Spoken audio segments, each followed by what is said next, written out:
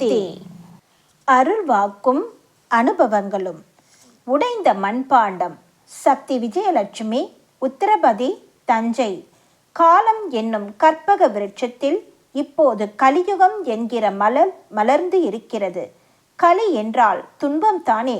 இந்த கலியுகம் பிறந்ததிலிருந்தே உலகில் உள்ள அனைத்து ஜீவராசிகளும் மனிதன் உட்பட துன்பத்தின் எல்லையை தொட்டுக்கொண்டு ஒவ்வொரு நாளும் அக்கிரமத்திலும் அதர்மத்திலும் மூழ்கி வேதனையிலும் விரக்தியிலும் வெந்து கொண்டிருக்கின்றன. அநீதிகள் அனைத்தும் நீதிகளாக நியாயப்படுத்தப்படுகின்றன. காரணம், கலியுகம் என்கிற இந்த விஷமலர் உதிர வேண்டிய நேரம் நெருங்கிக் கொண்டிருக்கிறது. கலியுகம் முற்றிவிட்டது என்று நாம் பேசி வருகின்றோம்.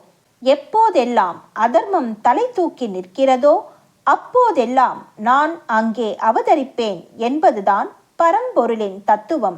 அதன்படியே இந்த உலகின் துன்பங்களையும் துயரங்களையும் துடைக்கவும் உலகத்து உயிர்களை நலத்தோடும் வளத்தோடும் வாழ வைக்கவும் எல்லாம் வல்ல பரம்பொருளாகிய இறைவி ஆதிபராசக்தி இசைந்ததால் அம்மா சரணம், தாயே சரணம் என்று பற்றி கொள்ள 2 திருப்பாதங்களை இந்த உலகிற்கு அருளியிருக்கிறார். 2 புண்ணிய பாதங்கள் அம்மாவின் பாதங்களாக, அடிகளாரின் பாதங்களாக நமக்கு கிடைத்திருக்கின்றன. நம் பிறவி பிணியை போக்கிக் கொள்ள ஒரே மருந்து அந்த புண்ணிய பாதங்களை பிடித்து கொண்டு சரணாகதி அடைவது மட்டும்தான். நம் அம்மா அருள் திரு அம்மா அடிகளாராக இந்த பூமியில் அவதரித்த நாள் முதற்கொண்டே சித்தாடல்களும் கூடவே பிறந்துவிட்டன. இறை பக்தியும் ஆன்மீக தொண்டுமே இன்றைய உலகில் இருந்து நம்மை காப்பாற்றும் சக்திகளாக இருக்கின்றன. இந்த சக்தி நம் அம்மாவிடம் இருந்து நமக்குள் மின்சாரமாக பாய்ந்து கொண்டும் இருக்கிறது. நான் அன்னையிடமும் அம்மாவிடமும் பக்தியும் பற்றும் கொண்டு வாழ்ந்து வருகிறேன். ஒரு முறை அம்மா தனது அருள்வாக்கில் உனக்கு கொள்ளாமல் கொட்டி கொடுக்க போகிறேன், அதை தடை செய்ய எதுவும் இல்லை என்றார்கள். இந்த அருள்வாக்கை கேட்டு நான் மகிழ்ந்தேன் என்று சொல்ல முடியாது. மாறாக குழம்பினேன். ஏனெனில் நான் அம்மாவை வணங்க வணங்க நெருங்க நெருங்க ஆசைகள் எல்லாம் ஒவ்வொன்றாக என்னிடம் இருந்து தானாகவே மறைய ஆரம்பித்ததை நான் உணர்ந்த நேரம் அது. நான் அம்மாவிடம் எதையும் கேட்பதில்லை. அம்மா எதை தரப்போகிறார்கள் என்று தான் குழம்பினேன். அம்மாவின் அருள்வாக்கிற்கு எத்தனை அர்த்தங்கள் உண்டு என்பதை நான் புரிந்து கொள்ளாமல் தான் குழம்பினேன். ஆனால் அம்மா என்னை சும்மா விடவில்லை. கொடுத்தார்கள், கொள்ளாமல் கொட்டி கொடுத்தார்கள். எதை? அம்மாவின் அருளை, எனக்குள் தீவிர பக்தியை, என் ஆன்மாவின் உணர்தலை. இவற்றையெல்லாம் கொள்ளாமல் கொட்டி கொடுத்தார்கள். அந்த அருள் மழையில் நான் நனைந்து கூத்தாடிய சம்பவங்கள் நிறைய உண்டு. அதில் ஒரு முக்கியமான சம்பவத்தை தான் உங்களுக்காக சக்தி ஒளிக்கு சமர்ப்பிக்கிறேன். 1989 வருடம் ஏப்ரல் மாதம் 9ஆம் தேதி செவ்வாய்க்கிழமை இரவு 9:30 மணி நான் வீட்டில் நாற்காலியில் அமர்ந்து டிவி பார்த்து கொண்டிருந்தேன். சாதாரணமாக இருந்த எனக்கு சற்று நெஞ்சை அடைப்பது போல இருந்தது. சிறிது நேரம் சென்று என் இருதயத்தை கைகளால் அமுக்குவது போலவும் இறுக்கி பிடிவது போலவும் சொல்ல முடியாத ஒரு வலி ஏற்பட்டது. நிறைய வியர்வை கொட்டியது. எனக்கே இது மாரடைப்பாக இருக்கும் என்ற உணர்வு ஏற்பட்டது. உடனே என் கணவரை அழைத்து கொண்டு ஸ்கூட்டரில் அமர்ந்து வீட்டிற்கு அருகிலேயே இருக்கும் தஞ்சை மருத்துவக் கல்லூரி மருத்துவமனைக்கு சென்றேன்.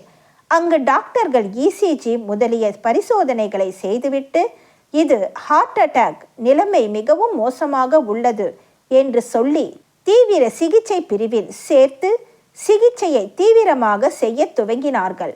என் கணவரிடம் என் உடல்நிலை மோசமாக இருப்பதை தெரிவித்து டேஞ்சர் லிஸ்ட் கையெழுத்தையும் பெற்றுவிட்டனர்.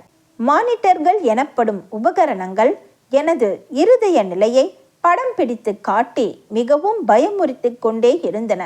டாக்டர்கள் இன்னும் 3 மணி நேரம் மிகவும் கடுமையான நேரம் என்று சொல்லிவிட்டனர். நான் மிகவும் ஆழ்ந்த மயக்க நிலைக்கு சென்று விட்டேன். இதன் பிறகு நான் எழுதுவதெல்லாம் அடுத்தவர் சொன்னதும் நான் உணர்வு திரும்பிய பிறகு நடந்ததுமாக உள்ளவை. என் மயக்க நிலையிலும் என் முகத்தில் நெஞ்சுவலியின் வேதனை சிதறல்கள் வெளிப்பட்டு கொண்டே இருந்தன. என் கணவர் கண்ணீருடன் அமர்ந்து விட்டார். எங்கள் வீட்டில் ஒவ்வொரு வெள்ளிக்கிழமையும் வழிபாடு நடக்கும். வழிபாட்டில் கலந்து கொள்ளும் சக்திகள் அனைவரும் மருத்துவமனையில் திரண்டு விட்டனர். எல்லோரும் எனக்காக உயிர் பிச்சை கேட்டு மடியேந்தி நின்றனர். எனது நிலையோ மிகவும் மோசமாகிக் கொண்டே இருந்தது. இந்த நிலையில் அன்னையின் தொண்டர்களில் ஒருவர் டாக்டரிடம் சென்று, சார், எங்கள் அம்மா உயிர் பிழைப்பது அரிது என்று நீங்களே சொல்லிவிட்டீர்கள். இந்த நேரத்தில் எங்களை அம்மாவின் அருகில் நின்று பிரார்த்தனை செய்ய அனுமதி கொடுங்கள் என்று கேட்டுக்கொண்டார். அந்த டாக்டருக்கும் அத்தனை செவ்வாடை தொண்டர்களையும் பார்த்து மனம் நெகிழ்ந்தது. நோயாளிக்கு சிறு அசைவோ விழிப்போ ஏற்படாமல் பிரார்த்தனை செய்து கொள்ளுங்கள் என்று அனுமதி அளித்தார். உடனே 5 சக்திகளாக என்னை சுற்றி தரையில் அமர்ந்து சப்தமின்றி சக்தி கவசம் படிக்க துவங்கினார்கள். இப்படியே 24 மணி நேரமும் சக்தி கவசம் படித்த வண்ணமே இருந்தார்கள். அன்று செவ்வாய்க்கிழமை இரவு. அந்த நாள் முடிந்து புதன்கிழமையும் கடந்துவிட்டது. 3 மணி நேரம் என்று கொடுக்கப்பட்ட கெடு 3வது நாளாக மாறி வியாழக்கிழமை பிறந்தது. அன்று காலை 5 மணிக்கு நான் மெதுவாக கண் விழிக்கிறேன். என் கண்ணில் செவ்வாடை தொண்டர்கள் தென்பட்டார்கள். மெதுவாக சக்தி கவசம் படிப்பது என் காதில் விழுகிறது. நான் படுக்கையில் இருப்பதும் புரிகிறது. மூக்கிலும் கைகளிலும் ஆக்சிஜன், சலைன் என்று டியூபுகள் தொங்கிக் கொண்டு இருக்கின்றன. என் நிலைமையை நானாகவே மெதுவாக உணர ஆரம்பிக்கிறேன். மருத்துவமனையில் சிகிச்சை இருப்பதை உணர்கிறேன். என்னை சுற்றி சோகத்துடன் நிற்கும் செவ்வாடை சக்திகளை பார்க்கிறேன். என் கணவர் முகத்தில் கவலை படர்ந்திருக்கிறது. இதையெல்லாம் பார்த்தவுடன், அம்மா, தாயே, என்னை சுற்றி இத்தனை செவ்வாடை சக்திகள் மந்திரம் படிக்கிறார்களே, நான் என்ன புண்ணியம் செய்திருக்கிறேன்? அம்மா, நான் உன்னை நினைக்கும் இந்த நினைவோடு, இந்த மந்திர ஒளியோடு நான் உன்னிடம் வருகிறேன். அழைத்து கொள்ளம்மா. ஓம் சக்தி, ஓம் சக்தி. இப்படி நினைக்கும் போதே நான் மீண்டும் நினைவிழந்து விட்டேன். அதன் பிறகும் செவ்வாடை பக்தர்கள் தொடர்ந்து மந்திரம் படித்து கொண்டே இருந்தார்கள். தீவிர சிகிச்சையும் தொடர்ந்தது. வியாழனும் முடிந்து வெள்ளிக்கிழமை பிறந்துவிட்டது. வெள்ளிக்கிழமை வழிபாட்டிற்குரிய நாள். நான் இரவெல்லாம் நிம்மதியாக உறங்காமல் விழித்திருந்து அதிகாலையிலேயே வழிபாட்டு வேலைகளை துவங்கிவிடும் நாள். நான் இவை அனைத்தையும் மறந்து மருத்துவமனையில் மயங்கி கிடந்தேன். நான் தான் மறந்தேனே தவிர அம்மா என்னை மறக்கவில்லை.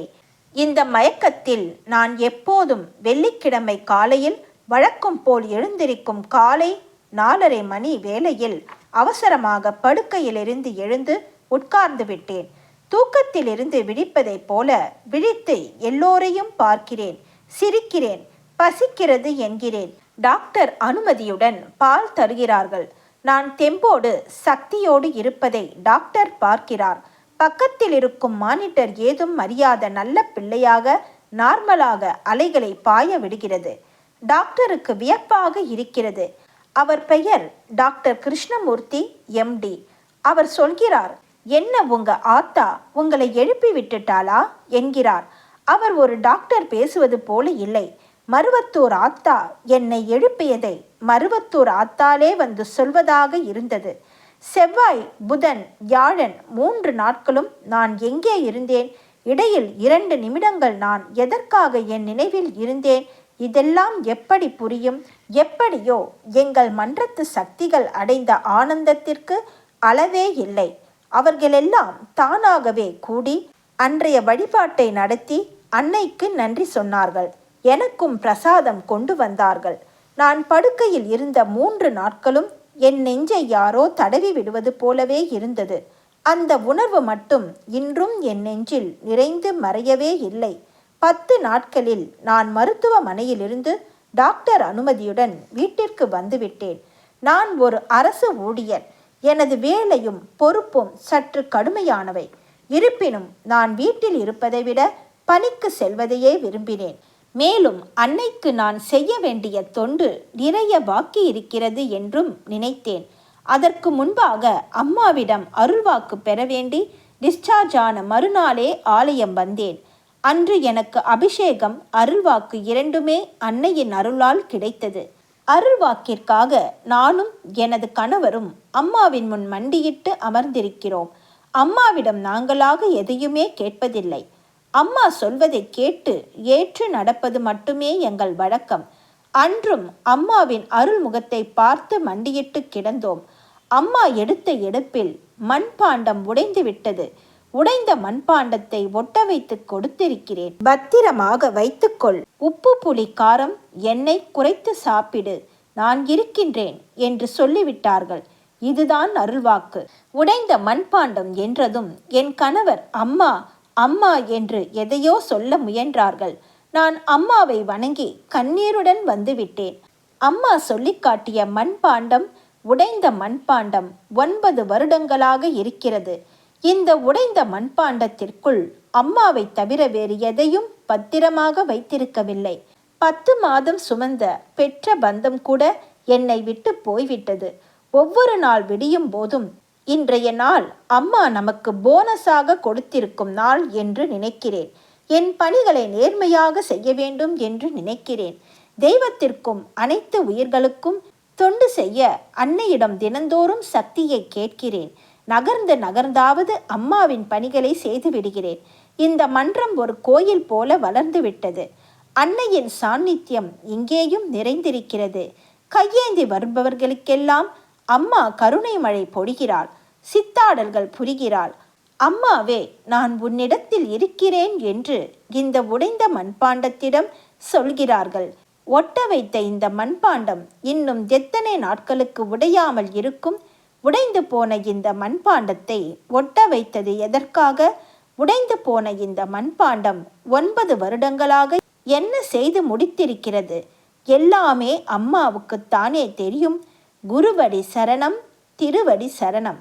ஓம் சக்தி அம்மாவே சரணம் அம்மா. ஆன்மீக துறையில் நடந்து போன பழங்கதைகளையே பேசிக்கொண்டிருக்காதே. இங்கே நடைபெற்று கொண்டிருக்கிற நான் நடத்தி வருகிற புதுமைகளை உலகத்திற்கு எடுத்துச் சொல். அவற்றையே அடிக்கடி நினைத்து பழகு. அன்னையின் அருள்வாக்கு. Please share and subscribe. Om Sakthi.